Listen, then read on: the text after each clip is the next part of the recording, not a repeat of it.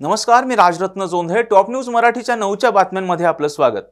24 तास नाही तर फक्त एका तासात आपण देशभरातील दिवसभराच्या महत्त्वाच्या राजकीय, सामाजिक, क्राईम आणि मनोरंजनासह इतर घडामोडींचा वेगवान आढावा घेणार आहोत. बुलेटिनची सुरुवात करूया शॉर्ट न्यूजनं.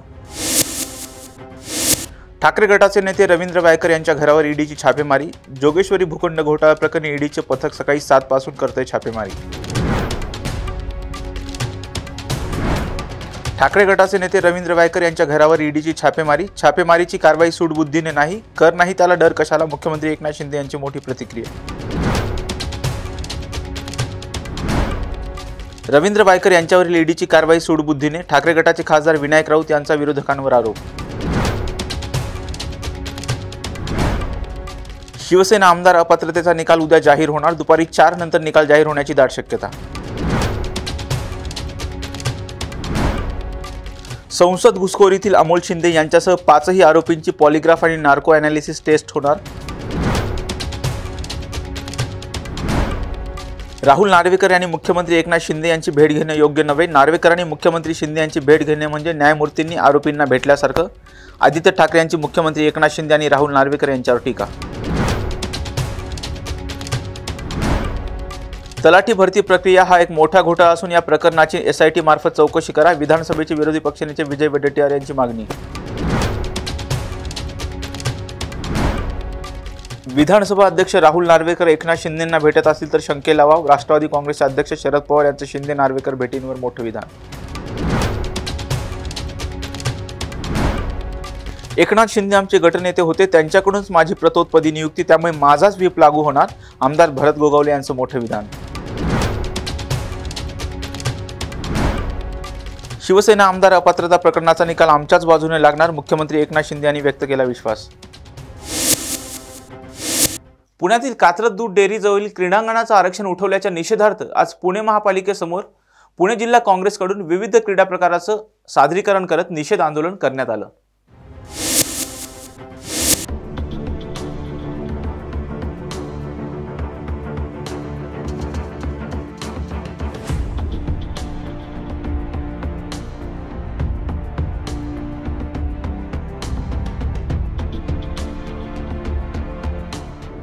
कात्रज येथील क्रीडांगणाचं आरक्षण उठवल्याच्या निषेधार्थ आज पुणे काँग्रेसच्या वतीने पुणे महापालिकेच्या समोर आंदोलन करण्यात येत आहे. आपल्यासोबत आता काँग्रेसचे शहर अध्यक्ष अरविंद सावंत आहेत. सर काय सांगाल तुम्ही का आंदोलन करता? कात्रज दूध डेअरीच्या शेजारी धनकवडी भागामध्ये मोठं क्रीडांगणाचं आरक्षण असलेली जागा आपले पुण्याचे पालकमंत्री आणि महापालिका आयुक्त हे कात्रज दूध डेअरीला देण्याचा घाट तो प्रस्ताव आणलाय, त्याला आमचा विरोध आहे. पुणे शहरामध्ये मुलांना खेळण्यासाठी कुठंही आता क्रीडांगणं राहिलेली नाही आहेत आणि आता तुम्ही तो पुण्यामध्ये त्या क्रीडांगणाचा घाट घालताय. कात्रज दूध डेअरीची कॅपॅसिटी हजारो कोटीची, कुठेही त्यांनी 10-20 एकर जागा विकत घ्यावी, पण ही जागा मध्यवस्तीतली क्रीडांगणासाठी आरक्षित राहावी अशी आमची मागणी आहे. आता यापुढची तुमची भूमिका काय असणार? सर्वसामान्यांमध्ये जाऊन आम्ही हे जे गिळंकृत करणारे क्रीडांगणं वगैरे आहेत, अशी पुण्यात यांनी अनेक ठिकाणी क्रीडांगणे गिळण्याचा प्रयत्न केलेला आहे. त्याचा विरोध शिवसेना उद्धव बाळासाहेब ठाकरे हे 100% करणार आहेत आणि हा नागरिकांचा सहभागातून यापुढे त्यांना विरोध होणार आहे. ताई या प्रकारे ही आधी कधीपासून हे आरक्षित करण्यात आलं होतं आणि कधी हे आरक्षण उठवण्यात आलं? पुणेकरांचा श्वास घेण्यासाठी, मोकळा श्वास घेण्यासाठी ही अशी क्रीडांगणं आवश्यक आहेत आणि आता जी 7 एकर ती जागा आहे ती जी गिळंकृत करण्यासाठी हा जो घाट घातलेला जात आहे त्याचा आमचा विरोध आहे. का अजितदादांनी हा निर्णय घेतला याविषयी काय सांगा? हे आरक्षण मूलतः बेकायदेशीर आहे. दुग्ध विकास जे आहे ते ग्रामीण भागाशी संगलित आहे आणि शहरी भागाशी त्याचा काही संबंध नाही. म्हणजे एक तर बेकायदेशीर आरक्षण, पुन्हा जसा पहिला घोटाळा केला जलसंपदाचा तसा हा ग्राउंडचा घोटाळा पालकमंत्री करतात. 7 एकर जागा आहे, 7 एकर जागा तुम्ही घशात घालताय. खेळाडू काय हायवेवर खेळतात? हे अतिशय बेशरम आणि नालायकपणाचं काम आहे आणि आम्ही महाविकास आघाडी आयुक्तांचा आणि पालकमंत्र्यांचा निषेध करतो. या पुढची तुमची भूमिका काय असणार? आम्ही रस्त्यावर उतरलो आहोत आणि जोच तर आम्हाला आमच्या मुलांना ग्राउंड मिळत नाही स्पोर्ट्समनला, तोच तर आम्ही कोर्टाच्या लढाईपर्यंत पण जाऊ. मुलांना त्यांचं क्रीडांगण हे मिळालं पाहिजे या मागणीसाठी काँग्रेसच्या वतीने आंदोलन करण्यात आहे. Video journalist Piyush Rajratna Jondhale, top news Marathi, Pune. मुंबईच्या आंदोलनानंतर अंगणवाडी सेविकांनी आता तालुक्यात आंदोलन करण्याचा निर्णय घेतलाय।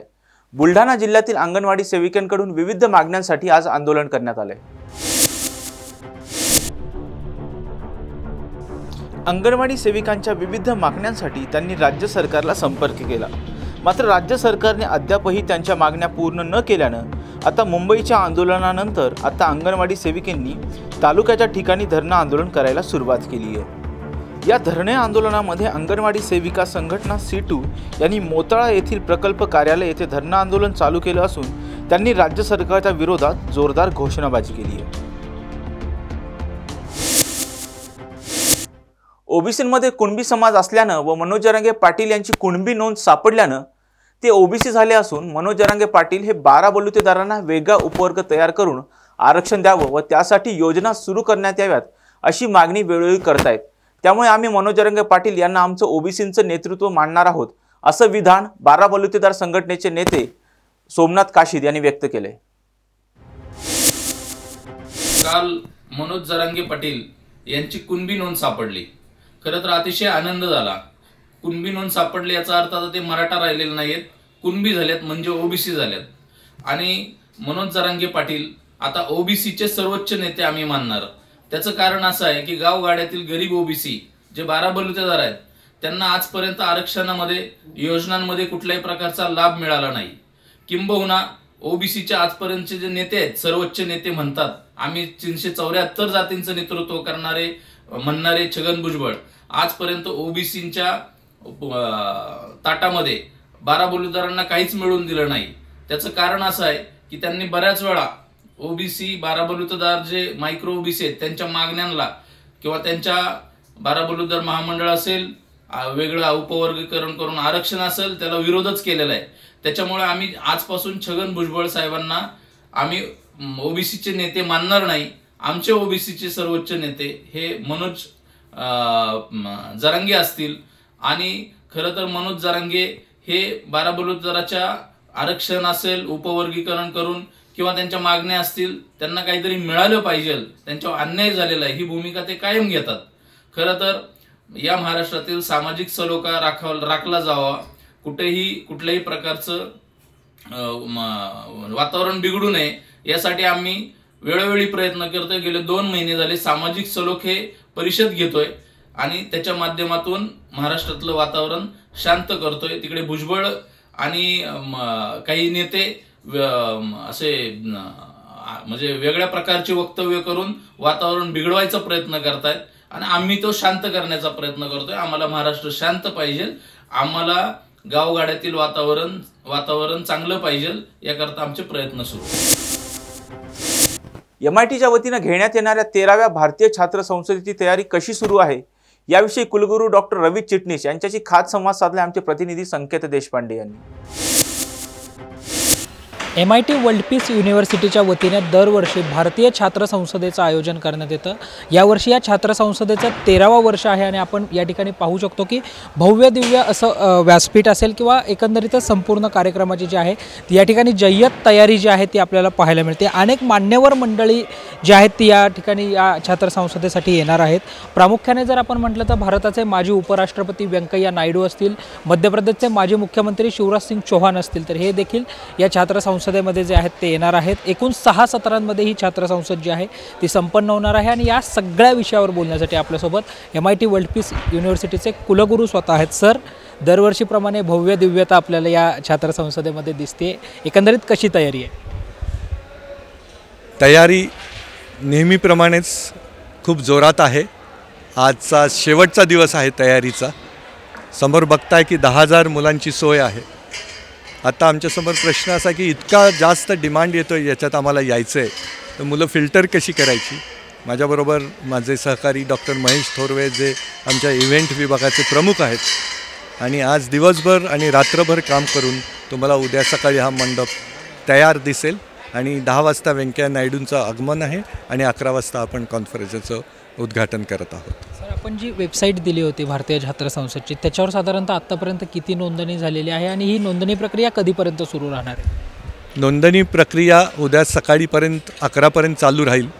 आता आपल्याला साधारणपणे 8,000च्या आसपास नोंदणी झालेली आहे आणि ज्यांना नोंदणी करण्यासाठी टेक्नॉलॉजिकल प्रॉब्लेम येतो आहे त्यांच्यासाठी स्पॉट रजिस्ट्रेशन आज संध्याकाळपासून चालू होतील, तर ते येऊन without computer without mobile registration करू शकतात. साधारणपणे आम्ही 1000 registration on the spot expect करून तेवढी जागा ठेवलेली आहे. सर, अचानक जर एखाद्याला या भारतीय छात्र संसदेमध्ये यायचं असेल तर त्यांच्यासाठी काही सोयीसुविधा आपण केलेली आहे का? विदाऊट नोंदणी आहेत असे?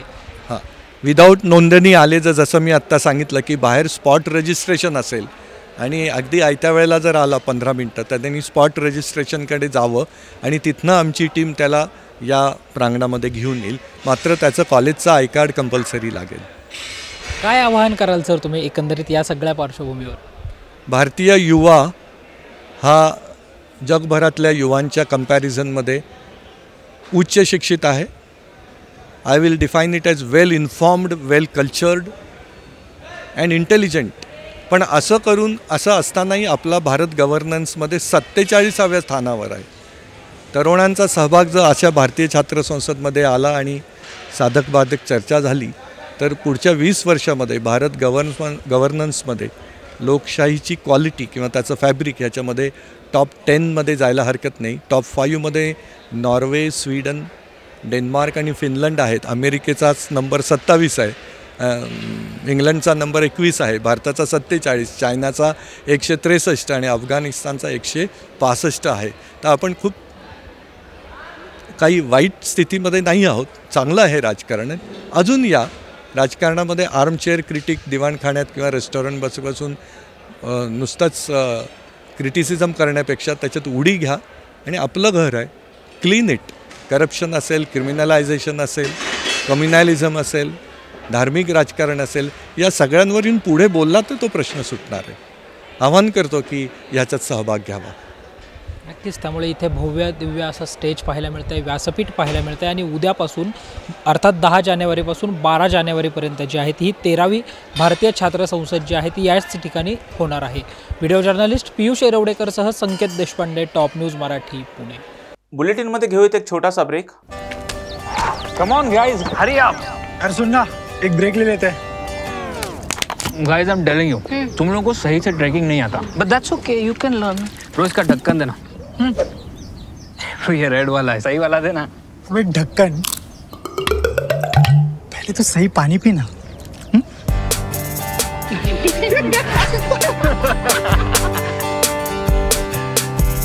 Manikchand Oxyrich, proudly Indian. ब्रेकनंतर आपल्या सर्वांचं पुन्हा एकदा स्वागत.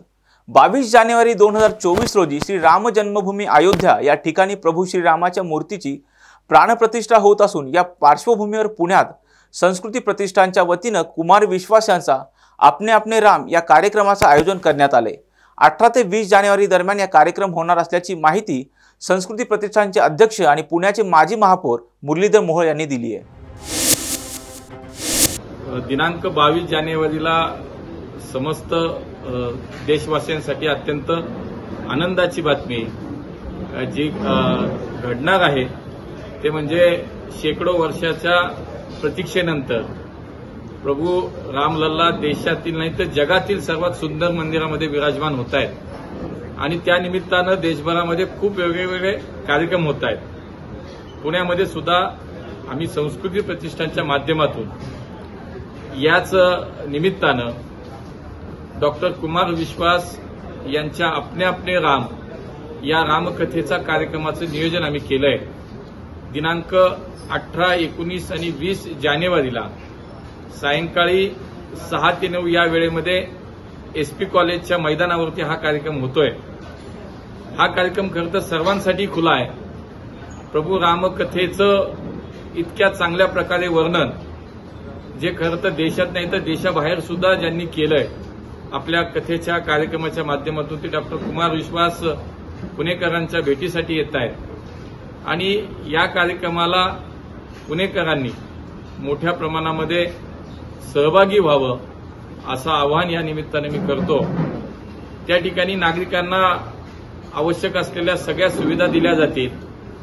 त्या ठिकाणी अत्यंत चांगल्या पद्धतीची आरोग्य सुविधा असेल, त्या ठिकाणी अग्निशमन व्यवस्था असेल, त्या ठिकाणी मोबाईल टॉयलेट्स असतील, अशा सगळ्या प्रकारच्या व्यवस्था, वाहनाच्या पार्किंगसाठी सुद्धा एक व्यवस्था मोठ्या प्रमाणातली त्या ठिकाणी आम्ही करतोय.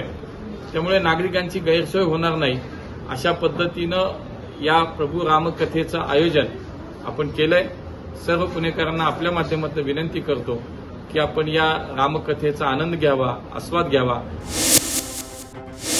कसब्याचे आमदार रवींद्र धंगेकर यांनी मंत्री चंद्रकांत पाटील यांच्यावर केलेली टीका ही बिनबुडाची असल्याचं मत भाजपाचे शहर अध्यक्ष धीरज घाटे यांनी व्यक्त केले.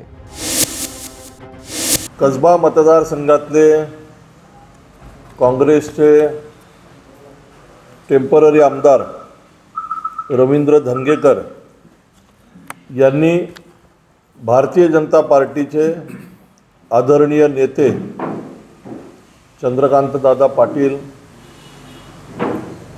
यांच्यावरती टीका केली आणि बिनबुडाची टीका केली. चंद्रकांत दादा हे या राज्यातले सुसंस्कृत चारित्र्यवान नेते आहेत.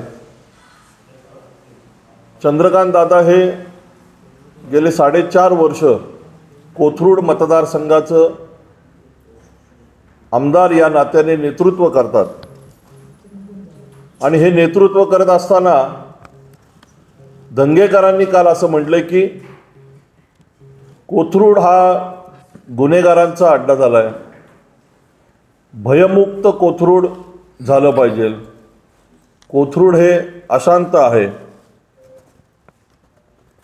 गुन्हेगारांना कोथरूडमध्ये राजाश्रय आहे.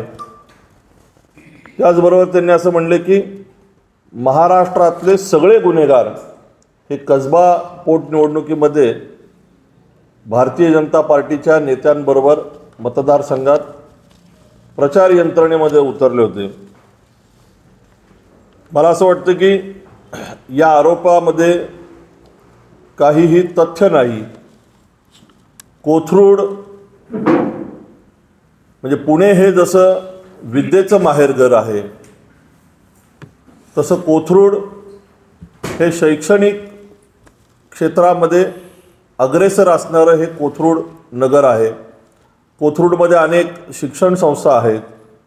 शैक्षणिक क्षेत्रामध्ये उल्लेखनीय काम करणारी अनेक मंडळी याच कोथरूडमध्ये आहेत. सांस्कृतिक वारसा असणारं कोथरूड आहे. कोथरूडमध्ये सांस्कृतिक क्षेत्रामध्ये, कला क्षेत्रामध्ये काम करणारी मोठी यादी ही या कोथरूड मतदारसंघामध्ये आहे. चंद्रकांत दादा हे काम करत असताना गेल्या 4.5 वर्षात भारतीय जनता पार्टीचा कार्यकर्ता म्हणून आम्ही त्यांच्याकडं पाहत असताना चंद्रकांत दादा पाटील हे सर्व क्षेत्रामध्ये त्यांचं काम आहे. म्हणजे दादा आमदार म्हणून या जिल्ह्याचे पालकमंत्री असताना सुद्धा त्यांनी कला क्षेत्रासाठी काम केलं, सांस्कृतिक क्षेत्रामध्ये काम केलं. कोथरूडमधल्या सामान्य माणसाला मदतीचा हात देण्याचं दादांचं नेहमीचं धोरण आहे. वैद्यकीय क्षेत्रामध्ये त्यांचं काम उल्लेखनीय आहे. प्रत्येक घरासाठी आणि घरातल्या प्रत्येकासाठी काम करणारं नेतृत्व म्हणजे आदरणीय चंद्रकांत दादा पाटील आहेत. विनाकारण चुकीच्या पद्धतीने आदरणीय दादांवरती काल त्यांनी टीका केली. ही भारतीय जनता पार्टी पुणे शहराच्या वतीने कसबा मतदारसंघाचे टेम्पररी आमदार रवींद्र धंगेकर यांचा या ठिकाणी निषेध करतो. मला असं वाटतं की भारतीय जनता पार्टी आणि या राज्यामध्ये महायुतीचं असणारं सरकार हे कायमच गुन्हेगारी मुक्त, भयमुक्त महाराष्ट्र करण्याच्या दृष्टीने कायमच अग्रेसर असतं. आदरणीय देवेंद्रजींच्या नेतृत्वाखाली ते या राज्याचे गृहमंत्री म्हणून अशा पद्धतीने कायमच काम करत असतात की राज्यामध्ये सामान्य जनतेला कोणत्याही प्रकारचा त्रास होणार नाही यासाठी देवेंद्रजींचं काम हे निश्चितच कायम अशा पद्धतीने असतं. आम्ही घटनेला धरूनच सरकार स्थापन केले, त्यामुळे शिवसेना आमदार अपात्रतेचा निकाल आमच्याच बाजूने लागणार असा विश्वास मुख्यमंत्री एकनाथ शिंदे यांनी व्यक्त केला आहे. एन्व्हायरमेंटल सस्टेनेबिलिटी समिट 2024चं आयोजन आज या ठिकाणी झालेलं आहे. याचा पुढाकार पाशा पटेल यांनी घेतला आणि देशभरातले लोक या बांबू क्षेत्रामध्ये काम करणारे आणि जगभरातले जे तज्ज्ञ आहेत तेही या परिषदेमध्ये सामील झालेत. मी त्यांचं मनापासून स्वागत केलेलं आहे. आणि एक बांबू किती उपयोगी आहे आणि त्याच्यापासून काय काय फायदे आहेत. ऑक्सिजन मोठ्या प्रमाणावर त्यातून सोडलं जातं, कार्बन डायऑक्साईड शोषित केला जातो आणि त्यामुळे खूप मोठ्या प्रमाणावर पर्यावरणाला याचा लाभ होतो.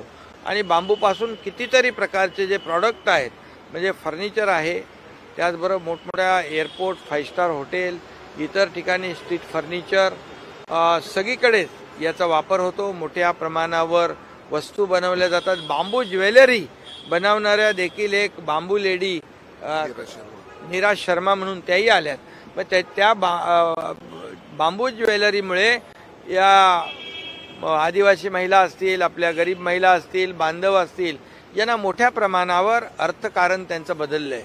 आणि म्हणून या बांबूमुळे आज बांबूला आपण MREGS मधून आपलं सरकारच्या माध्यमातून हेक्टरी 7 लाख रुपये लागवडीसाठी देतो. आणि बांबू जे पीक आहे जे दुर्लक्षित होतं ते आज मेन स्ट्रीममध्ये येताना आपण पाहतोय. अनेक जिल्ह्यामध्ये, माझ्या गावी देखील सातारामध्ये 10,000 हेक्टर बांबूची लागवडचं क्लस्टर करण्यासाठी लोकांनी कन्सेंट दिले. जिल्हाधिकारी तिथं काम करत आहेत. सोलापूरमध्ये तिथं लातूरला मोठ्या प्रमाणावर काम सुरू आहे. आणि जवळपास आपल्या राज्यामध्ये 10 लाख हेक्टर जमिनीवर बांबू लावण्याचा संकल्प आहे. या माध्यमातून मोठ्या प्रमाणावर शेतकऱ्यांना पैसे मिळतील. एक कॅश क्रॉप म्हणून आता शेतकरी याच्याकडे पाहू लागलेत आणि एकत्र येऊन समूह क्लस्टरच्या माध्यमातून बांबूची लागवड होईल. बांबूमुळे इथेनॉल देखील तयार होतं, त्याची निर्मिती होते आहे. आणि आसामचे काही लोक आले होते, ते आसाममध्ये बांबूची पहिली रिफायनरी त्या ठिकाणी इथेनॉलची ते बनवत आहेत. हे एक मोठं एक गेम चेंजर आहे हा प्रकल्प आहे. आणि म्हणून आज याला प्रमोट केलेलं आहे, प्राधान्य दिलेलं आहे. आपण मुंबईमध्ये देखील अर्बन फॉरेस्ट जे आपण बनवतोय, अर्बन फॉरेस्ट म्हणजे ऑक्सिजन पार्क, याला देखील बांबूच्या माध्यमातून आपण प्रमोट करू. बांबू म्हणजे 12 महिने हिरवेगार ज्याला पानं असतात अशा प्रकारची बांबूची जात आपण इकडे लावली, हायवेला लावली, ज्या ज्या ठिकाणी आपल्याला जागा मिळेल त्या ठिकाणी लावली. तर मोठ्या प्रमाणावर जे आता प्रदूषण जे आहे आपण डीप क्लीन ड्राईव्हने कमी केलं आहे, परंतु बांबू लागवडीमुळे आणखी कमी होईल आणि मुंबई आणि महाराष्ट्र प्रदूषण मुक्त या ठिकाणी व्हायला वेळ लागणार नाही. आणि म्हणून देशातले सर्व सायंटिस्ट इकडे आलेले आहेत. मोदी साहेबांनी देखील या ठिकाणी आपल्या आदरणीय प्रधानमंत्री महोदयांनी हे पर्यावरण पूरक अशा प्रकारचे प्रकल्प करावे असे त्यांच्या सूचना आहेत. आणि पर्यावरण कमी करण्यासाठी, पोल्युशन कमी करण्यासाठी, पर्यावरणाचा समतोल राखण्यासाठी देखील प्रधानमंत्री महोदयांनी एक महत्त्वाकांक्षी त्यांनी सुरुवात केलेली आहे आणि त्यांची प्रेरणा आहे. आणि म्हणून हे आजचं जे समिट आहे हा फार उपयोगी आहे. याच्यातून खूप मोठ्या प्रमाणावर जे काही क्लायमेट चेंज, ग्लोबल वॉर्मिंग ह्या समस्या ज्या आहेत या समस्या कमी होतील. आपण एक टास्क फोर्स नेमलेला आहे. या टास्क फोर्सच्या माध्यमातून देखील बांबू लागवडीला प्राधान्य कसं देता येईल, त्यांना प्रमोशन कसं करता येईल, त्यांचं क्लस्टर कसं करता येईल, हे सगळं या ठिकाणी आपण करू. त्यामुळे आजच्या समिटला मी शुभेच्छा देतो.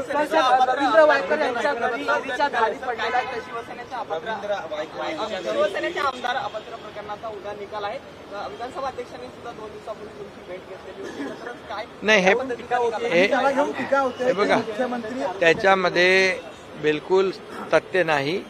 विरोधकांकडे दुसरा मुद्दा आरोप करण्याशिवाय नाही. आणि या जी काही अध्यक्षांकडे जी हिअरिंग झाली, सुनावणी झाली, त्याचा निकाल होईल. पण मी आपल्याला एवढं सांगतो, लोकशाहीमध्ये बहुमताला महत्त्व आहे. आणि बहुमत आज आपण पाहताय की पहिल्या दिवसापासून बहुमत आमच्याकडे आहे. लोकशाहीमध्ये बहुमताला महत्त्व आहे. विधानसभेत देखील बहुमत आहे, लोकसभेत देखील बहुमत आहे. आणि त्याचबरोबर निवडणूक आयोगाने देखील अधिकृत शिवसेना पक्ष म्हणून आणि अधिकृत सिम्बॉल धनुष्यबाण अधिकृतपणे आमच्या पक्षाला दिलेला आहे. त्यामुळे मला वाटतं मेरिटप्रमाणे जो निकाल मेरिटप्रमाणे मिळाला पाहिजे आणि बहुमताला या लोकशाहीमध्ये महत्त्व आहे. आम्ही कुठल्याही प्रकारे जे नियमाप्रमाणे नियम सोडून कुठलंही काम केलेलं नाही. नियमाने हे सरकार स्थापन झालेलं आहे, घटनेने दिलेल्या अधिकाराप्रमाणे हे सरकार स्थापन झालेलं आहे आणि त्यामुळे बहुमत लक्षात घेऊनच निवडणूक आयोगाने, मी पुन्हा एकदा सांगतो की आम्हाला पक्ष म्हणून शिवसेना आणि धनुष्यबाण रेकग्नाइज त्यांनी केलेला आहे आणि मला वाटतं, मला खात्री आहे, अपेक्षा आहे की मेरिटप्रमाणे निकाल लागायला पाहिजे. रवींद्र वायकर यांच्या घरावर ठाकरे गटाचे नेते रवींद्र वायकर यांच्या घरावर ईडीची धाड पडलेली आहे. जोगेश्वरी येथील नाही, त्याचे मला माहिती नाही, मी पाहतो. ही राजकीय आमच्या ईडी आमचा महाराष्ट्र सरकारच्या हातात आहे का? आणि ईडी जे आहे, आणि जर समजा ज्यांच्याकडे काही चूक नसेल, कर नाही, त्याला डर कशाला असली पाहिजे?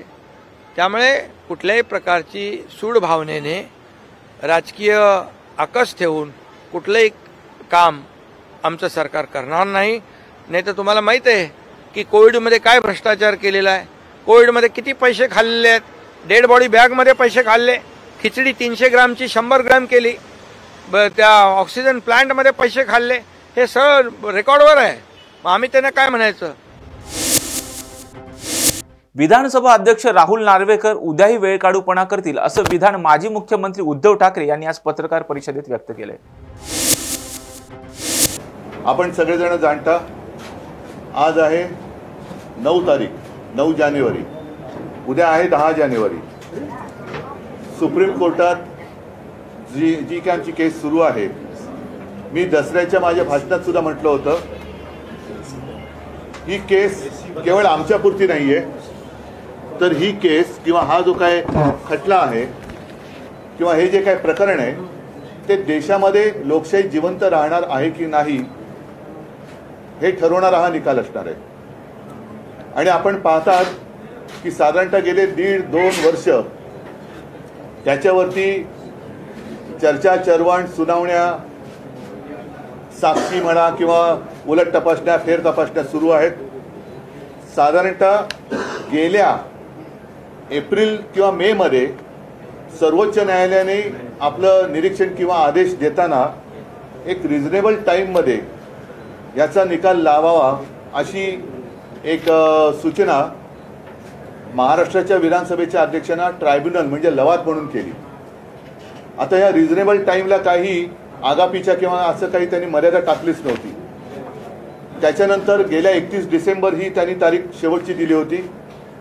ज्या पद्धतीने ही एकूण सुनावणी चालली होती त्यांच्या समोर, तेव्हाच आमच्या लक्षात आलेलं की हा वेळकाढूपणा चाललेला आहे.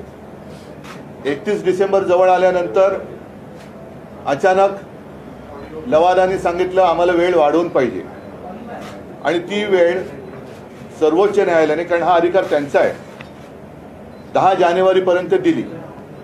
आता उद्या 10 जानेवारी, माझी अशी अपेक्षा आहे की उद्या 10 जानेवारीला रात्री 11:59 आणि 59 सेकंदापर्यंत ते वेळ खेचतील आणि त्याच्यानंतर सुद्धा आणखीन वेळ काढूपणा करण्याचा ते प्रयत्न करतील.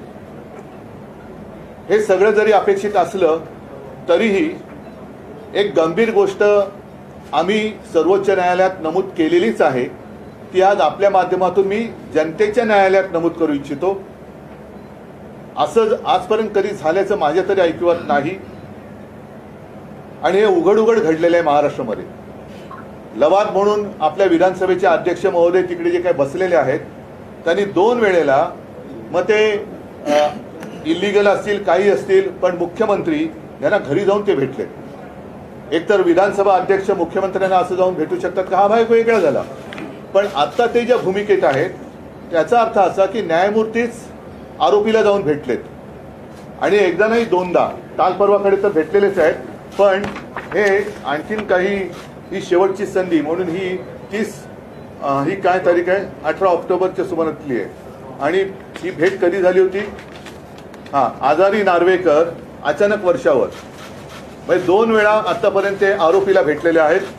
आरोपीला ते भेटतात, इकडे न्यायमूर्ती आणि आरोपी दोघांचे फोटो आहेत त्याच्यामध्ये, कारण आमच्या दृष्टीने ते आरोपीच आहेत. आम्ही त्यांच्यावरती अपात्रतेचा गुन्हा किंवा खटला दाखल केलेला आहे आणि त्याच्याबद्दल आम्हाला न्यायाची अपेक्षा आहे. आता हे जर न्यायमूर्ती आरोपीला घरी जाऊन भेटत असतील तर यांच्याकडनं उद्या आम्ही कोणत्या निकालाची आणि कसल्या न्यायाची अपेक्षा करावी हा एक महत्त्वाचा प्रश्न आहे. आज मी आपल्याकडे येण्यापूर्वी आपल्या राज्यातले ज्येष्ठ कायदेतज्ञ उल्हास बापट यांनी आज लोकशाही चॅनलला, कदाचित आपल्याही चॅनलला मुलाखत दिली असेल, त्यांनी त्यांचं मत नोंदवलेलं आहे. ते मी आपल्या माध्यमातून तमाम जनतेला सांगतोय की आपण आवर्जून ते पहा. यूट्यूबवरती ते आहे, लोकशाही चॅनलवरती उल्हास बापट ह्या ज्येष्ठ कायदेतज्ञांनी, कायदे अभ्यासकांनी आपलं मत हे मांडलेलं आहे ह्या विषयावरती. आणि त्यांनी म्हटलेलं आहे की ज्या खटल्याचा निकाल खरं म्हणजे 2 महिन्यात लागायला पाहिजे होता त्याला 2 वर्ष लागत आहेत. याच्यामध्ये हा वेळकाढूपणा आहे. आणि त्याच्या पुढे ते असं म्हणत आहेत की कदाचित अध्यक्षांवरती म्हणजे लवादांवरती एक तर दबाव असेल किंवा ते त्या याला म्हणजे तेवढे कार्यक्षम नसतील. याच्यापैकी एक अर्थ काढू शकतो. एवढा वेळ खेचत चाललेत. थोडक्यात काय की ज्या पद्धतीने या सगळ्या केसची हाताळणी चालू आहे याच्यामध्ये आता लोकशाहीचा खून होतोय की काय अशी परिस्थिती निर्माण झालेली आहे. आणि म्हणून सर्वोच्च न्यायालयाला आम्ही विनंती तर केलेलीच आहे. त्यांच्या समोर हे यांच्या ज्या काही भेटीगाठी आणि उघड होत आहेत, आरोपीला भेटतात उघड, न्यायमूर्ती आरोपीला भेटतात, ते उघड भेटत आहेत. तर जो न्यायमूर्ती आरोपीला भेटू शकतो ते उद्या त्यांच्याकडनं काय निकाल लागेल याची कल्पना जनतेला आली असेल. आम्ही शेवटी जनतेच्या न्यायालयात लढणारी लोक आहोत. सर्वोच्च न्यायालयाला सुद्धा आमची हीच विनंती आहे की हे सगळं डोळ्यादेखत घडतंय. आपण सर्वोच्च आहात. एक व्यक्तींची एक ओळख असते. आज सुद्धा न्यायमूर्ती म्हटल्यानंतर रामशास्त्री प्रभुणे यांचं नाव येतं. महाराष्ट्रातनं रामशास्त्री प्रभुणे ते सुद्धा असेच होते, कणखर होते, सत्ताधाऱ्यांपुढे झुकले नव्हते. आणि त्यावेळेला मला असं वाटतं राज्यसभा वगैरे हा प्रकार नसेल म्हणून त्यांनी कोणत्याही दबावाला बळी न पडता न्याय धर्माला जागून तो न्यायनिवाडा केला होता.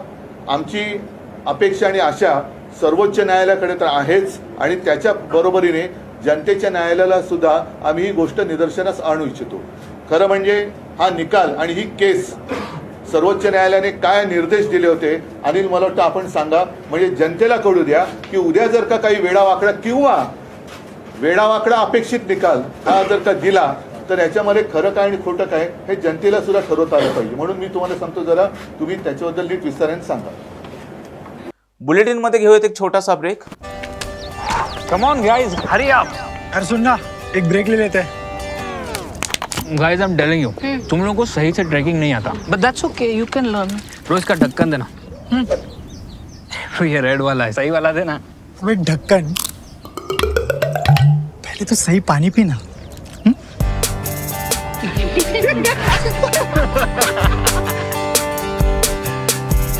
Manikchand Oxyrich, proudly Indian. Break नंतर आपल्या सर्वांचं पुन्हा एकदा स्वागत. माजी पर्यावरण मंत्री आदित्य ठाकरे यांनी आज कोल्हापूरमधून कार्यकर्त्यांना संबोधित केले. पाहूयात आदित्य ठाकरे नेमकं काय म्हणाले. आजूबाजूची जी परिस्थिती आहे ती एवढी भयंकर. राष्ट्रवादी काँग्रेस पक्ष होता, आपले इतर जे मित्र पक्ष होते ते सोबत होते. आणि जे 2019 ते 2022 पर्यंत जे आपण सरकार चालवत होतो, प्रत्येक व्यक्तीला आपण सोबत घेऊन आपला महाराष्ट्र पुढे नेत होतो. मग शिक्षण क्षेत्रात असेल, आरोग्य क्षेत्रात असेल, इन्फ्रास्ट्रक्चरमध्ये असतील, रस्ते असतील, पूल असतील, पाण्याचं काम असेल, शेतीचं काम असेल, कृषी क्षेत्रात असेल, उद्योग क्षेत्रात असेल, सगळं काही आपण महाराष्ट्र आपल्या डोळ्यासमोर ठेवून आपण काम पुढे नेत होतो. पण 2 वर्षापूर्वी जेव्हा जे काही घडलं, बिघडलं, किती खोके होते? एकदम ओके, बरोबर आहे ना. आपण ही घोषणा देतो 50 खोके एकदम ओके. कदाचित त्यावेळी ते ओके झाले असतील, पण महाराष्ट्र हा नॉट ओके झाला. मला वाटायला लागलं होतं त्यावेळी की जसं घटनाबाह्य मुख्यमंत्री त्यांनी सत्ता काबीज केली, खुर्ची खेचली. म्हणजे तुम्ही विचार करा, तो जो काही काळ होता त्याच्यात सत्ता काबीज करणं निर्लज्जपणे आणि त्या खुर्चीवर बसणं, खोटं बोलून त्याच्यावर बसणं, खोके इतरांना देऊन बसणं, हे सगळं केल्यानंतर मला वाटलं होतं की आता तरी महाराष्ट्र, भाजपाची जी महाशक्ती त्यांच्या मागे उभी होती, कुठेतरी पुढे जाईल. मला वाटलं होतं आपण काहीतरी महाराष्ट्रासाठी कमी करतोय. हे 40 गद्दार जे आहेत ते गद्दारी त्यांनी ह्यासाठी केली की महाराष्ट्रासाठी चांगलं काहीतरी करायचं आहे. पण तुम्ही मला सांगा, महाराष्ट्रात गेल्या 2 वर्षात चांगलं काही झालंय का? झालं असेल तर सांगा मला, झालंय काही चांगलं? आज मी तुम्हाला विचारतो, इथे तरुण मुलं मुली किती आलेत? 20शीतले मुलं मुली किती आहेत? 30शीतले मुलं मुली किती आहेत? नाही, 20शीतली 30शीतली दोन्ही चालतील, 40शीतले पण घेऊया, चला. आहेत ना इथे तरुण, आहेत ना? तुम्ही मला सांगा, गेल्या 2 वर्षामध्ये तुम्हाला एकदा तरी वाटलंय का की तुमच्यासाठी रोजगार उपलब्ध झालाय? आहेत ते काढून घेऊन गेलेत. जे रोजगार आपण आपल्या महाराष्ट्रात आणत होतो 2019च्या डिसेंबर पासून साधारणपणे 2022च्या जून पर्यंत अनेक रोजगार आपल्या महाराष्ट्रात आणत होतो. आणि महाराष्ट्रात म्हणजे अनेक वेळा मला जेव्हा विचारलं जातं, आदित्य तुमचा मतदारसंघ कुठचा, आदित्य तुमचा जिल्हा कुठचा, असं मला विचारलं जातं, उद्धव साहेबांना विचारलं जातं. आम्ही दोघंही सांगतो की आमचा मतदारसंघ हा महाराष्ट्र आहे, संपूर्ण महाराष्ट्र आमचा मतदारसंघ आहे, आमचा जिल्हा आहे.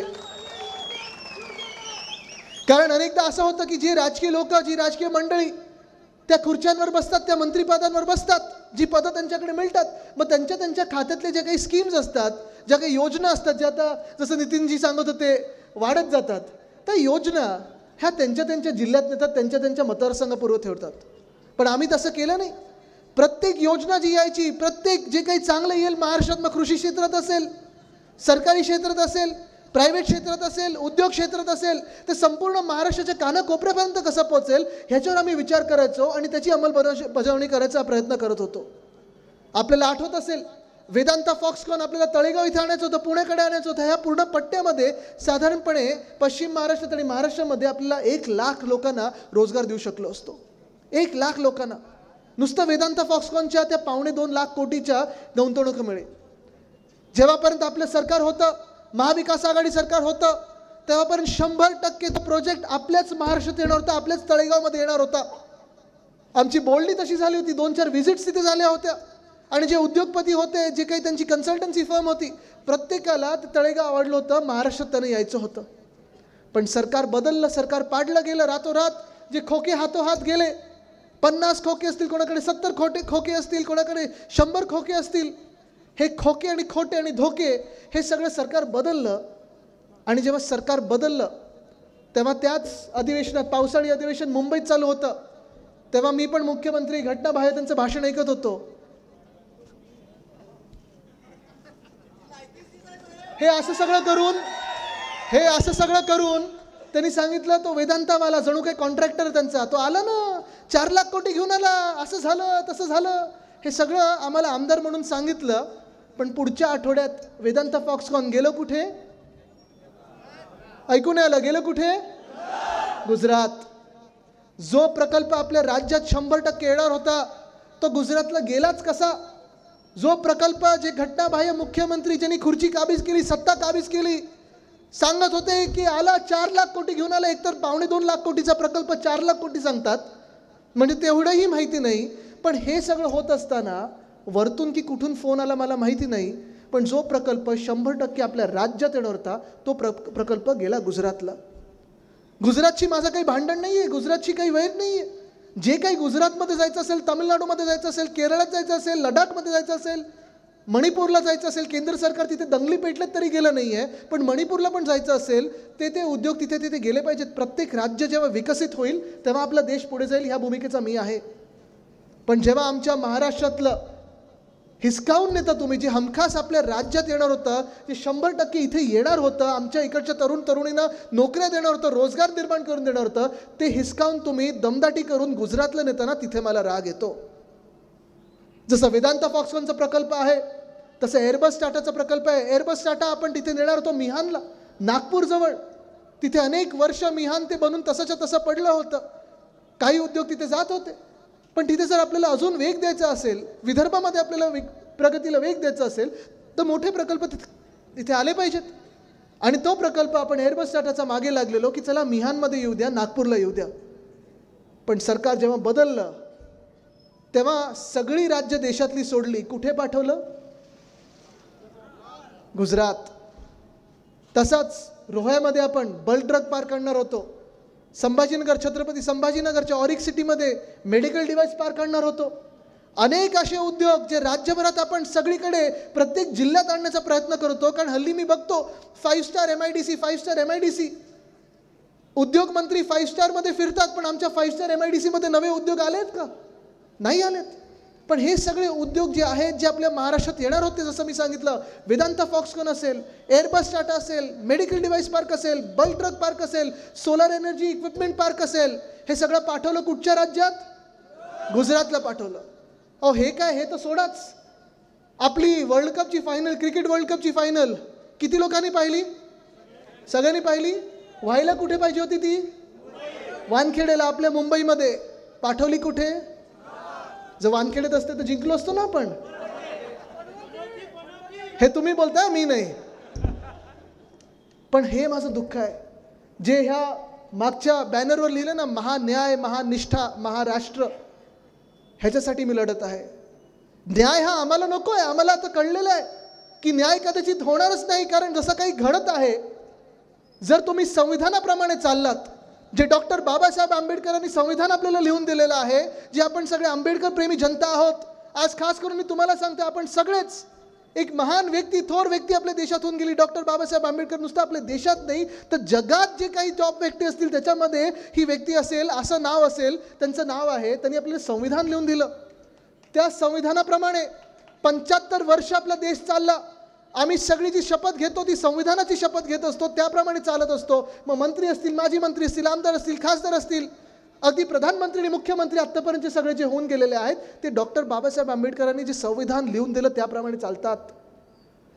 तेच संविधान जर आपण पाळलं, त्याच संविधानाप्रमाणे आपण जर गेलो, तर उद्याचा जो निकाल येणार आहे ना, अध्यक्ष जे निकाल देणार आहेत ट्रायब्युनल म्हणून, तर हे जे 40 गद्दार आहेत, जे पक्ष चोरणारे आहेत, जे बाप चोर आहेत, ते बाद होतील.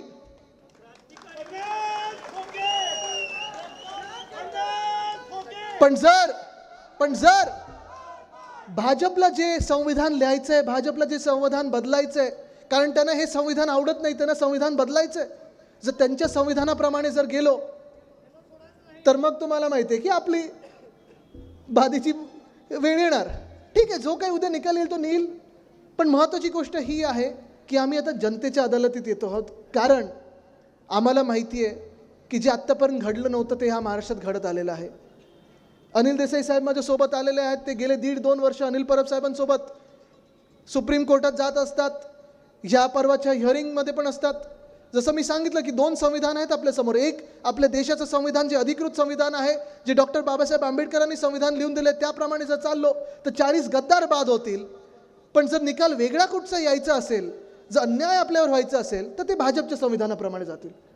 मला अपेक्षा हीच आहे की जे अध्यक्ष आहेत राहुल नार्वेकर आमच्यात पण होते, मग त्यानंतर मला वाटतं राष्ट्रवादी पक्षात होते, मग आत्ता भाजपमध्ये आहेत, कदाचित पुढे काँग्रेसमध्ये जातील, माहीत नाही किती पक्ष आपल्या राज्यात आहेत. ते त्यांचा मार्ग निवडत असतात, ते मोकळे आहेत. पण त्यांनी आपल्या संविधानाशी इमान राखावं. डॉक्टर बाबासाहेब आंबेडकरांनी जे संविधान लिहिलेलं आहे त्या संविधानाशी इमान राखावं, ही माझी मनोमन इच्छा आहे. आणि ती मला वाटतं इच्छा आपल्या जनतेची देखील असेल. पण आज मी तुमच्याकडे न्याय मागायला आलो नाही. मला माहिती आहे तुम्ही न्याय करणार, अन्यायाविरुद्ध आपण लढायला तयार आहोत. पण हा अन्याय आणि हा न्याय, ही जी लढाई आहे, ही नुसतं शिवसेना उद्धव बाळासाहेब ठाकरे ह्या पक्षाची नाही आहे. ही लढाई नुसतं आमच्या 16 आमदारांची नाही आहे, ही सगळ्या वाघांची नाही आहे. ही सगळं जे आहे ते महाराष्ट्राबद्दल चाललेलं आहे. जे मी आज तुमच्याकडे आलो आहे, जे पुन्हा पुन्हा मी सांगतो, महान्याय, महानिष्ठा. न्याय कोणासाठी हवा आहे, निष्ठा कोणाबद्दल आहे, हा विचार करण्याची गरज आता आलेली आहे, ही वेळ आलेली आहे. जी महानिष्ठा आणि महान्याय मी बोलत आहे, आपला महाराष्ट्र न्याय मागत आहे आता आपल्याकडे. प्रत्येक जिल्ह्यामध्ये मी जिथे जिथे फिरत आहे, प्रत्येक मतदारसंघात असेल, प्रत्येक तालुक्यात असेल, प्रत्येक शहरात असेल, तुम्ही जाऊन विचारा की जी भाजपानी आणि ह्या खोके सरकारनी, मिंदे गटानी. ठाकरे गटाचे खासदार अनिल देसाई यांनी आज कोल्हापुरात पत्रकार परिषद घेत विविध मुद्द्यांवर भाष्य केले. पाहूयात अनिल देसाई नेमकं काय म्हणाले. लवाद म्हणून विधिमंडळाचे अध्यक्ष, महाराष्ट्र विधिमंडळाचे अध्यक्ष म्हणून ज्यांच्यावर ही जबाबदारी सर्वोच्च न्यायालयाने सोपवली की शेड्यूल 10 प्रमाणे डिस्क्वालिफिकेशनवर तुम्हाला निर्णय द्यायचा आहे आमदारांच्या अपात्रतेबद्दलचा. हा फक्त निर्णय देण्याची जी प्रक्रिया होती, ही प्रक्रिया एक समरी एक्सरसाइज म्हणून सर्वोच्च न्यायालयाने त्यांना विशद करूनच त्यांच्या निकालपत्रामध्ये दिलेली होती.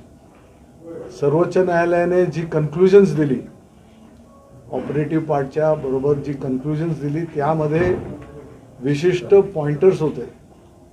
त्यामध्ये महत्त्वाचं पक्षाचा व्हीप, पक्ष कोण, कशा रीतीने नेमणुका, पॉलिटिकल पार्टीने व्हीपची नेमणूक, या सगळ्या गोष्टी होत्या आणि त्या गोष्टींची पडताळणी करून त्याबाबत निर्णय देणं अपेक्षित होतं. आपल्या सगळ्यांना माहीत आहे की 11 मे 2023 रोजी सर्वोच्च न्यायालयाने आपला निर्णय दिला आणि हे प्रकरण, याच्यावरचं अपात्रतेबद्दलचं प्रकरणाचा निकाल देण्याचं काम हे महाराष्ट्र विधिमंडळाचे अध्यक्ष, जे ट्रायब्युनल म्हणून ज्यांना हे करायचं असतं त्यांना सोपवण्यात आलं. तुम्ही सगळ्यांनी पाहिलं 11 मे ते सप्टेंबर ऑक्टोबरपर्यंत काही हालचाल होत नव्हती. पुन्हा पुन्हा आम्हाला सर्वोच्च न्यायालयामध्ये हे मेन्शन करावं लागलं आणि मग सर्वोच्च न्यायालयाने एक डेडलाईन ठरवून दिली की तुम्हाला 31 डिसेंबरपर्यंत कुठल्याही प्रकरणी ही सर्व सुनावणी घेऊन तुम्हाला निर्णय देणं भाग आहे. त्यावर सुनावणी सुरू झाली, मुंबईत झाली, त्याच्यानंतर हिवाळी अधिवेशनाच्या दरम्यान नागपूरमध्ये सुद्धा या बाबतीमध्ये सुनावणी झाली, क्रॉस एक्झामिनेशन झालं, फायनल आर्ग्युमेंट झाली, रिजॉइंडर झाले आणि मग ते संपूर्ण विषय हा close for order, reserve for orders म्हणून डिक्लेअर करण्यात आला. आणि आम्हाला अपेक्षा होती 31 डिसेंबरपर्यंत होईल, परंतु त्यामध्ये निर्णय देण्याची प्रक्रिया ही टेक्निकल बऱ्याचशा त्याच्यामध्ये ज्या काही गोष्टी तरतुदी वगैरे करण्याच्या होत्या आणि त्याचं एकंदरीत व्याप बघता लबादानी म्हणजे विधिमंडळाच्या अध्यक्षांनी पुन्हा एकदा सर्वोच्च न्यायालयाजवळ मागणी केली, अर्ज केला आणि त्यांना 10 जानेवारी मिळाली, जी आता उद्या 4 वाजता त्यांनी सांगितल्याप्रमाणे, जे कळलंय आम्हाला त्याप्रमाणे 4 वाजता हा निर्णय देण्यात येणार. अर्थात अपात्रतेचा निर्णय हे काय व्हावा काय नाही हे क्रिस्टल क्लिअर आहे, याच्यामध्ये फार बघायची गरज नाही आहे. व्हीप देण्याचा अधिकार, व्हीप नेमण्याचा अधिकार, गटनेता नेमण्याचा अधिकार हा त्या राजकीय पक्षाला असतो. हे कायद्याद्वारे सिद्ध आहे, निवडणूक आयोगाने त्यावर शिक्कामोर्तब केलेलं आहे. त्यामुळे ते जास्त बघण्याची गरजही नाही आहे. फक्त ज्या फॉर्मॅलिटीज म्हणून किंवा एक समरी एक्सरसाइज म्हणून ज्या काही गोष्टी बघायच्या असतात त्यामध्ये विटनेससुद्धा होते, त्या विटनेसचं क्रॉस वगैरे सगळं झालेलं आहे आणि अजून निष्पन्न झालं आहे. त्यामुळे शिंदे गटाचे आमदार हे उद्या अपात्र होतील याची आम्हाला खात्री आहे. पक्ष फुटलेला नाही, आम्ही फक्त आमचा नेता बदलला असा एक युक्तिवाद त्यांनी केलेला होता आणि खरं तर हाच युक्तिवाद गृहीत धरून निकाल दिला जाईल अशी एक चर्चा आहे किंवा तशा पद्धतीचं एक प्रेडिक्शन केलं जातं. सर्वोच्च न्यायालयाचा जर निकाल तुम्ही वाचला असेल, पक्ष फुटलेला नाही आहे, पक्ष वगैरे यावर कन्क्लुजन्स आहेत आणि अपात्रता, आमदारांची अपात्रता शेड्यूल 10 खाली याला काही व्यवस्थित असे केलेले निकष आहेत. त्याला 21A 21B ही जी कलम आहेत याद्वारे केलेली जी काय वर्तन, वागणूक, तुम्ही ज्या पद्धतीनं तुमचं वर्तन केलेलं आहे, तुमचे ॲक्ट्स आहेत त्या ह्याला लागून त्या गोष्टीला अगदी मेकॅनिकल टाईपचं, म्हणजे त्याच्यामुळे यांत्रिकी की हे असं किंवा इतर गोष्टींना वाव नाही, हे आहे, हे केलेलं हे दिसतंय आणि त्याप्रमाणे त्यावरची ॲक्शन आहे, तशा सगळ्या तर्कांनी हे झालेलं आहे. त्यामुळे फुटलेला नाही आहे हे ते वगैरे आर्ग्युमेंट्स आणि त्या प्रकारची प्लीडिंग्स ठीक आहे, परंतु हे सरळ सूर्यप्रकाशा इतकं स्वच्छ आहे. तुमच्या म्हणण्यानुसार हे अपात्र कोणत्या मुद्द्यावरती ठरतील असं वाटते? कारण तुम्ही म्हणला की पक्ष एकच आहे, पक्ष फुटलेला नाही, मग अपात्रतेचा निकष तुमच्या म्हणण्यानुसार काय असतं? आता हे संपूर्ण विशद करणं म्हणजे जर तुम्हाला आता जेव्हापासून ही सुनावणी सुरू झाली तोपर्यंत सगळा प्रत्येक सुनावणीचं हे सांगायला लागेल. थोडक्यात की तुम्ही कशा रीतीनं पक्षाच्या ज्या काही मर्यादा किंवा पक्षाची शिस्त असते, 21A म्हणजे एखाद्या आमदारानं केलेलं पक्षविरोधी कारवाई किंवा पक्षविरोधी कार्यवाही, तुमचं जे काही वागणूक, तुम्ही जे काही ॲक्शन्स तुमच्या झाल्या या पक्षविरोधी होत्या हे दाखवण्याचं, म्हणजे ज्या वेळेला 21 तारखेला झालं, 21 तारखेला ज्या वेळेला ही लोक गेली त्यावेळेला पक्षाने बोलवलेल्या अधिकृत बैठकीला येण्याचं त्यांना निमंत्रण, त्यांना नोटिसेस, त्यांना ज्या काही गोष्टी फॉर्मॅलिटी लागतात त्या सगळ्या पूर्ण केलेल्या. तर त्यांनी त्या आम्हाला ते मिळालं, आम्ही येऊ शकत नाही त्याची कारणं दिली किंवा कशा रीतीने आम्ही नाही आहोत, कुठं होते ते सगळ्यांनी तुम्ही माध्यमांनी दाखवलंय. सुरतला आपले कॅमेरा लागले होते, गुवाहाटीला आपले कॅमेरा दाखवत होते कोण कुठं आहे. त्यामुळे हे ज्यामुळे 21 तारीख 22 तारीख आणि त्याच्यानंतर मग सभागृह ज्या वेळेला विशेष अधिवेशन बोलवण्यात आलं, विशेष अधिवेशनाला जो व्हीप होता तो व्हीप लागू झाला. त्या व्हीपला त्यांच्याजवळ पोचल्याची त्यांनी दिलेल्या त्यांच्या ईमेल ऑफिशियल ईमेल ॲड्रेसची विधिमंडळामध्ये जे आमदारांचं ईमेल ॲड्रेस असतं त्याप्रमाणे दिलं, ते त्यांना मिळालं, ते त्यांनी ॲक्नॉलेज केलं. या सगळ्या गोष्टी धरून की त्यानंतरही विरोधी मतदान केलं, कारण शिवसेना पक्षाचा त्यावेळेला अधिकृतरित्या अध्यक्षाच्या निवडणुकीसाठी दिलेला उमेदवार होता. त्याला मतदान न करता तुम्ही विरोधात केलं. ही तुमची 2(1)B खाली जर थोडक्यात सांगायचं असेल जे तुमचं ॲक्ट आहे, जे डिस्क्वालिफिकेशनला तुम्ही हे पात्र होत आहे. त्यामुळे या बाबतीमध्ये कुठलाही किंतु किंवा संदेह असायचं कारण निकाल यायला काही तास बाकी आहेत. त्याआधी राजन विचारे असतील किंवा रवींद्र वायकर असतील यांच्यावर ईडीकडून छापेमारी सुरू झालेली आहे. कुठे दबाव तंत्र वाटतं का? आता हे दबाव तंत्र, धाडी सत्र वगैरे हे पाहतच आलो आहे आपण. महाराष्ट्रामध्ये विरोधी पक्षाच्या आमदारांना, विरोधी पक्षाच्या खासदारांना, विरोधी पक्षाच्या नेत्यांना वगैरे अशा प्रकारचं हे दबावतंत्र, हे दहशत, अशा प्रकारचं हे एजन्सीजना वापरून आपण बघतोय. जर काय कोणी काय केलं असेल, कर नाही त्याला डर कशाला, आणि हे याच्यातनं तुम्हाला निष्पन्न झालं दिसेल जे काय आहे ते. अजिबात त्याच्यामध्ये त्यांचा आपल्या कोणाचा याचा सहभाग नाही आहे. पण अशा प्रकारे कुठंतरी हे करून करण्याचा प्रयत्न कर. जनता सुद्धा बघताय, लोक बघतायत, नागरिक बघतायत. निवडणुका सुद्धा घोडा मैदान फार जवळ आहे, याचा परिणाम दिसेल आपल्याला. शिंदे गटाचे आमदार अपात्र झाले तरी काय फरक पडणार नाही. अजित पवारांचे आमदार आमच्याकडे आहेत असं गिरीश महाजन म्हणतात. कसं बघताय विचाराकडे? म्हणजे त्यांचे ऑल्टरनेटिव्स आज रेडी आहे. ही गोळी नाही तर ही गोळी, कळलं का? हे सरळ सरळ दिसतंय की बाबा चला की तुम्ही म्हणजे घटक पक्ष ज्या वेळेला एकत्र येऊन कुठची आघाडी बनते, युती बनते, त्यावेळेला एकजीव होतात सगळे. पण जर तिथे मी म्हणजे वेगळा आणि घटक पक्षांचं हे वेगळं आणि मग घटक पक्षातला एखादाही झाला त्याला झटका हा आहे ना ह्याला घ्या, हा नसेल तर मग दिसतं. ही जी संस्कृती महाराष्ट्रामध्ये आणायचा प्रयत्न करते त्याला महाराष्ट्राची जनता ओळखून आहे. आणि म्हणूनच जनतेतनं आवाज आहे, मतदारांचा आवाज आहे की लावासाहेब निवडणुका फार ड्यू झालेल्या आहेत, का महानगरपालिकांच्या लागत नाहीत, का स्थानिक स्वराज्य संस्थांच्या निवडणुका लागत नाहीत, लावत नाही आहात तुम्ही. कुठंतरी कारण सांगता की न्यायालयामध्ये तुम्हीच हे केलेलं आहे वगैरे, कुठे तुम्ही करू शकता. गुजरातला जाणाऱ्या बुलेट ट्रेनचा प्रकल्पाचा मार्ग आता मोकळा झालेला आहे. खरं तर ठाकरे सरकारच्या काळामध्ये हे काम रखडलं होतं, मात्र शिंदे सरकार येता जाता कामाला सुरुवात झाली असं एक बोललं. गरज काय बुलेट ट्रेनची? अहो, बुलेट ट्रेनपेक्षा असलेली ट्रेन व्यवस्थित करा. आज जे प्रकार होत आहेत, आज ज्या सोयी सुविधा नागरिकांना, महाराष्ट्रातल्या लोकांना किंवा देशभरातल्या विविध राज्यातल्या, आज इंडियन रेल्वेज एवढं मोठं जाळं आहे, त्या ह्याला चांगलं करणं, मजबूत करणं. कुठेतरी ट्रेनचा ॲक्सिडेंट झाला की प्रत्येकाच्या हृदयात धस्स होतं. आपण सगळे विवळत असतो.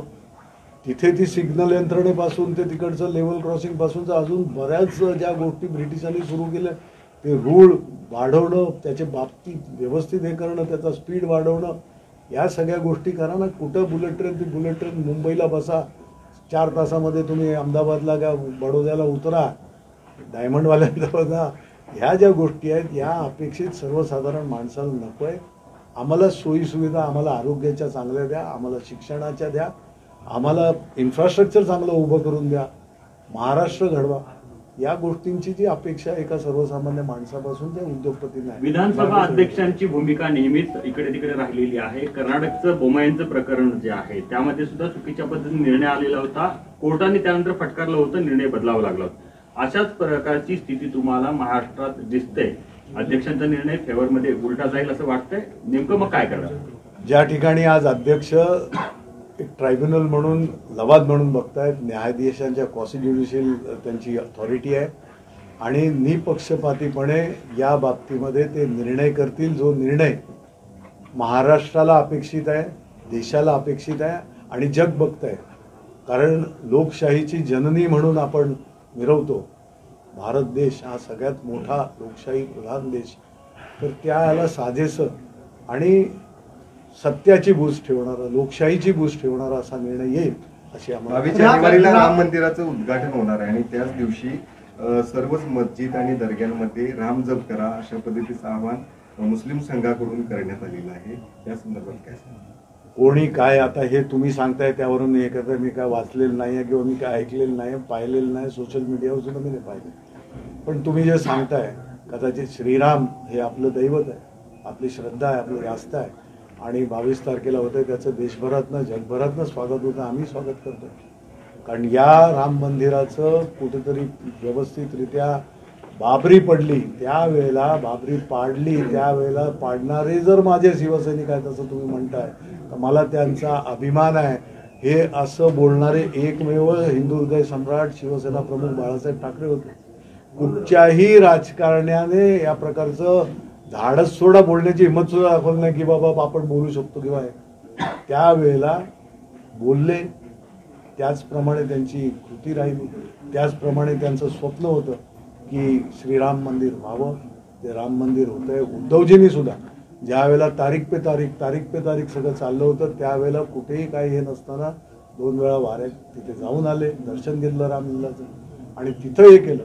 त्यानंतर या गोष्टी सुरू झाल्या आणि झालं. आता अर्थात प्रत्येकजण जो कोणी त्या ह्याच्यामध्ये होता त्यांचं श्रेय आहे, घरसेवकांपासून ते सगळ्यांपर्यंत ज्यांनी त्यामुळे श्रीरामाचा राष्ट्रीय मुस्लिम मंचचे विराट पाचपोर यांनी सुरू झालेले आहे. दक्षिण मध्य मुंबईमधून तुम्हाला तिकीट देण्याची चर्चा जी आहे ती सुरू आहे. मात्र त्याच जागेवर काँग्रेसने देखील दावा केला. यालाच लागून आज दिल्लीमध्ये महाविकास आघाडीची जागा वाटपाच्या संदर्भातली बैठक सुरू आहे. काय अपेक्षा वाटते, कशा पद्धतीने तोडगा निघेल असं वाटतं? महाविकास आघाडीच्या बैठकीसंदर्भात महाराष्ट्रातील लोकसभेच्या जागांचं वाटप कशा रीतीने व्हावं व्यवस्थितरित्या तिन्ही घटक पक्ष मिळून आणि बरोबरचे जे कोण घटक पक्ष आहेत त्यांना व्यवस्थित विचारात घेऊन सुरळीतपणे अगदी चांगल्या रीतीनं जागा वाटप होईल.